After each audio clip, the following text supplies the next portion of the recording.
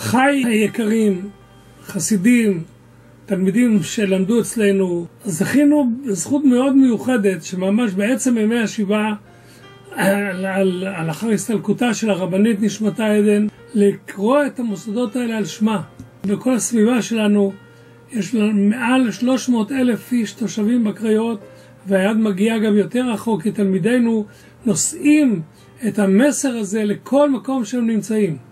מסר של שמחה, מסר של אהבת ישראל, מסר של אמונה אמיתית וחמה בהתגלות של מלך המשיח תכף ומיד ממש. ביום המיוחד הזה אני פונה אליכם בבקשה לשים יד, לשים כתף, כפי שהרבי מלך המשיח בעצמו ביקש, שישתתפו בתרומות למוסדות האלה בגימטריה של שמה 470.